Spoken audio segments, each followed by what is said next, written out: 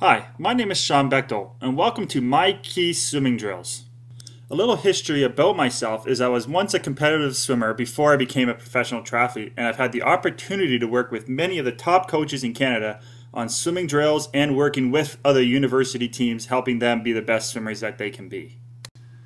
I'm going to go over the 5 main drills that I feel are the best to help any beginner swimmer take that next step in their swimming.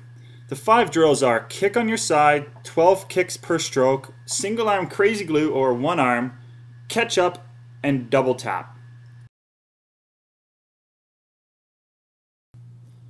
The first drill we're going to go over is kick on your side. Essentially, you want to keep your body at about an 80-degree angle to the surface of the water, and you want to keep your head looking at the bottom of the pool and only turn it to breathe. You want to kick from your hips, not from your knees, and have one arm up front and the other one at your side.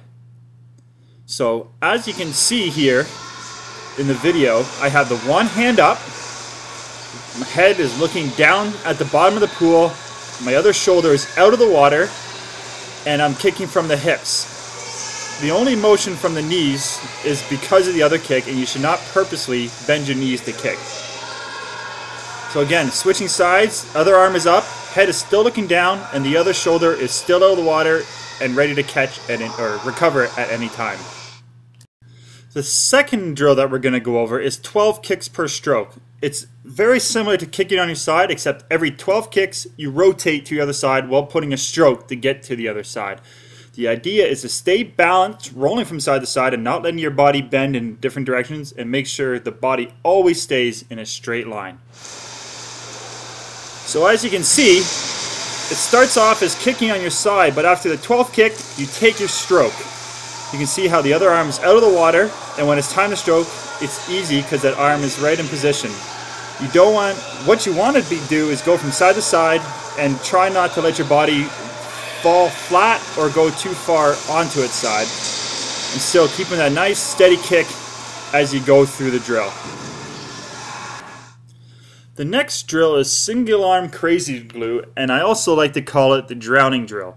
The idea is you stick your shoulder to your ear of the outstretched arm and you swim with the other arm. This is a great drill to help you with your body roll because it forces you to roll enough or you won't be able to take your breath.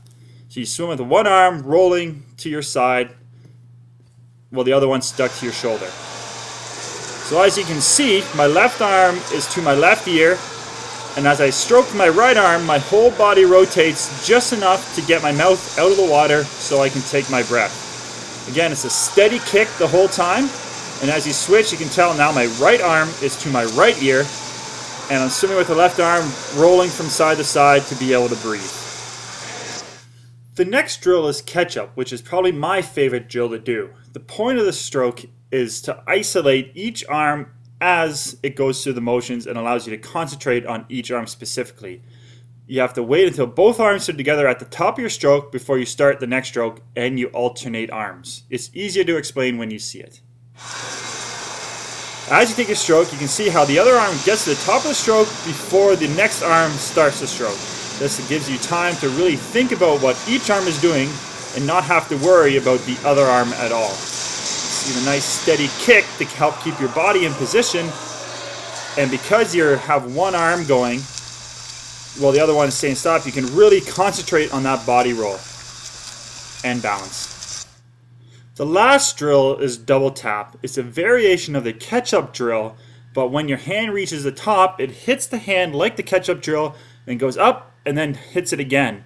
It's a very good drill to help with that body position and making the timing of your stroke right.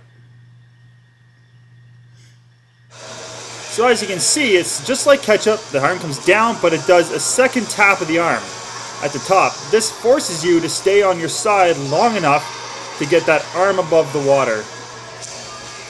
If you enter the water too early, you're pushing the water forward and slowing yourself down. This allows you to get that arm up over the water and have a perfect catch. All of these drills that we have worked on are all aspects of your stroke.